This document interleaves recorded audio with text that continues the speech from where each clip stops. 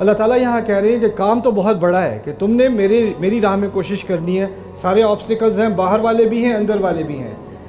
لیکن اس دور میں اور ان چیلنجز کے سامنے ایک ہی شخص تھا جس کو یہ جاب دی جا سکتی تھی، وہ تم ہو۔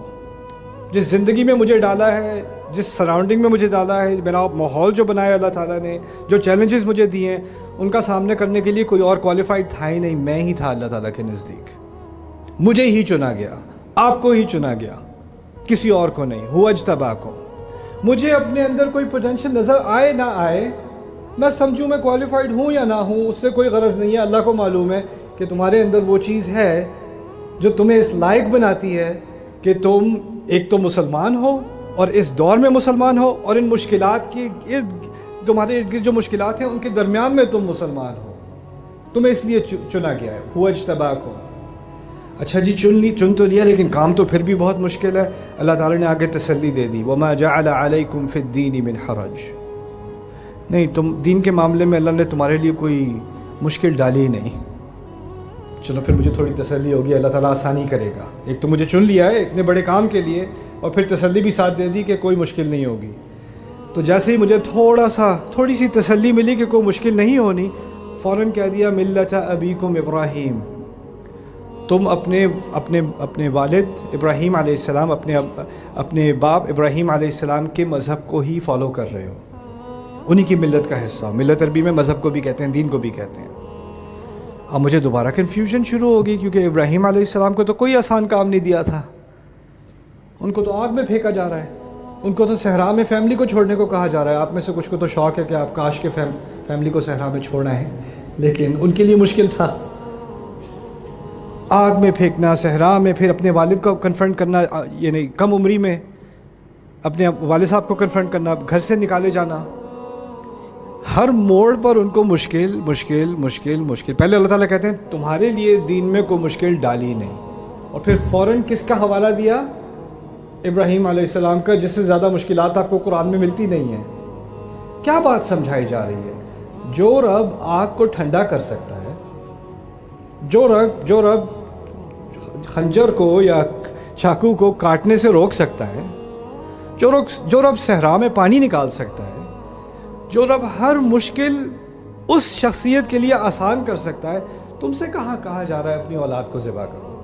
تم سے کہاں کہا جا رہا ہے کہ صحرا میں جا کے فیملی کو چھوڑاؤ؟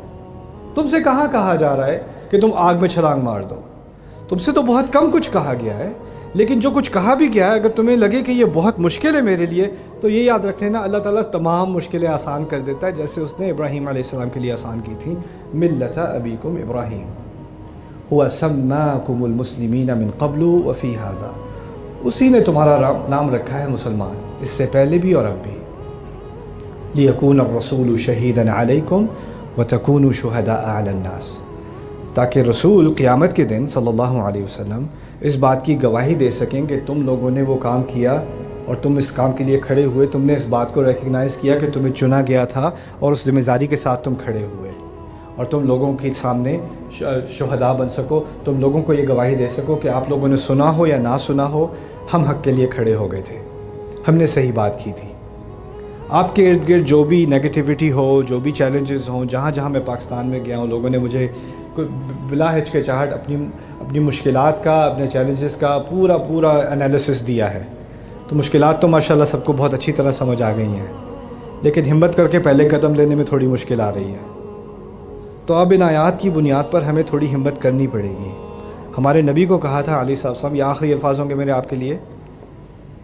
جب وہ سارے چیلنجز سورۃ الشورى میں ان کو بتائے نا، باہر سے یہ چیلنجز ہیں، اندر سے یہ چیلنجز ہیں، تو آخر میں آخری کلام کیا تھا اللہ کا ہمارے نبی کے لیے علیہ السلام؟ کیونکہ اگر آپ نبی سے کہیں کہ آپ نے اس دین کی دعوت دینی ہے، لیکن مشرکون جو ہیں وہ اکثریت نہیں سنیں گے، اور جو اہل کتاب ہیں وہ تو آپس میں ہی لڑتے رہیں گے، ان کو آپ کی بات سے کوئی مطلب نہیں ہے، تو فائدہ کیا پھر بات کرنے کا، کام کرنے کا؟ اللہ تعالیٰ کہتے ہیں فَلِذَلِكَ فَادْعُوا، اور ان سب مشکلات کی وجہ سے اب آپ دعوت دیجئے، اب آپ بلائیے۔ یعنی یہ نہیں کہا کہ ان سب مشکلات کے باوجود آپ بلائیے، یہ کہا ان کی وجہ سے آپ بلائیے، یعنی یہ مشکلات جو رکھی گئی ہیں، یہ اسی لیے رکھی گئی ہیں کہ ایک ہی انسان ہو سکتا تھا جو ان مشکلات کے سامنے اور ان کی وجہ سے کھڑا ہو اور اللہ تعالیٰ کی طرف دعوت دے. آپ نے ان مشکلات کو دیکھ کے یہ نہیں کہنا ان مشکلات کے باوجود مجھے اچھا کام کرنا ہے, اپنے آپ کو اللہ تعالیٰ کی طرف لے کر آنا ہے, کسی اور کے لیے اللہ تعالیٰ کی طرف کا راستہ آسان کرنا ہے, بلکہ ان کی وجہ سے, کیونکہ آپ کا مسئلہ کہیں اور سے باہر سے آ کے حل نہیں ہوگا. اللہ نے ہمیں ہی بنایا ہے اس قابل کہ ہم اس مسئلے کو حل کر سکیں.